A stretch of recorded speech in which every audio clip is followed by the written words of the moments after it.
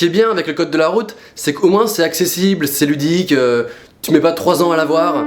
Oh, alors faut savoir que les gens du code de la route, ils ont un vocabulaire bien à eux, tu vois. Que nous, les gens de la vraie vie, on n'utilise pas. Déjà dès le premier jour, la dame de l'inscription qui remplissait les papiers, elle m'a posé une question à laquelle j'étais pas trop préparé. Oui. Est-ce que dans le passé vous avez déjà été motorisé? C'est-à-dire? Comment ça? À quel niveau? Au niveau des bras? Donc être motorisé, ça veut dire avoir un véhicule avec un moteur dedans.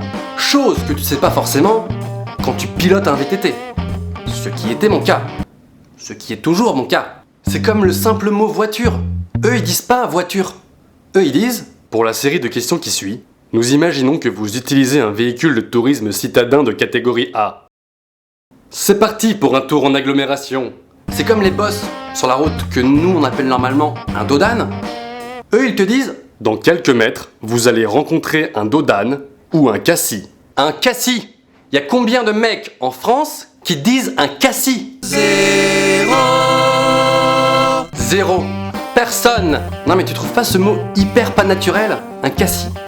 Oula, ralentis mec, il y a un cassis là. Enfin, pour moi le cassis c'est ça. Ou ça. C'est tout.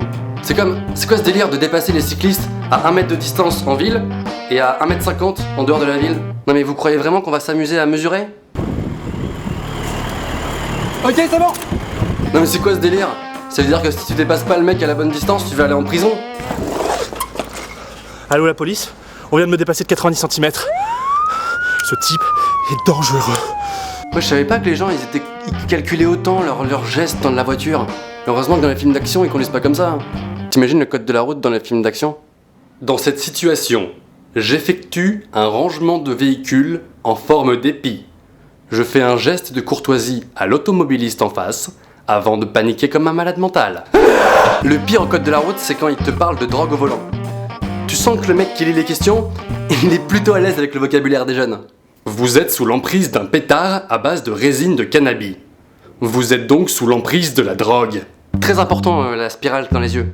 C'est-à-dire qu'ils veulent te montrer que le mec, il est vraiment pas bien. Quand tu fumes, t'es pas bien. Dans cette situation, je dépasse, je fais tourner, je m'en bats les couilles. Ah mais les mecs du code de la route, c'est des psychopathes hein. Attends, leur passion, c'est quand même les panneaux. Faut pas l'oublier.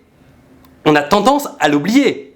Des fois je me dis, le monsieur qui fait la voix dans le DVD du code, il est comment avec sa femme le soir quand il rentre chez lui?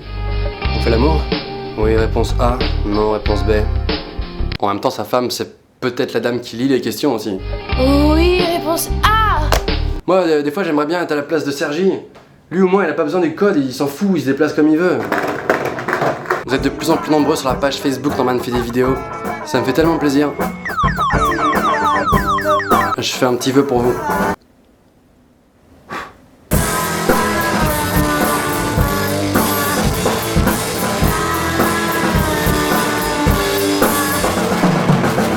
Vous êtes double super.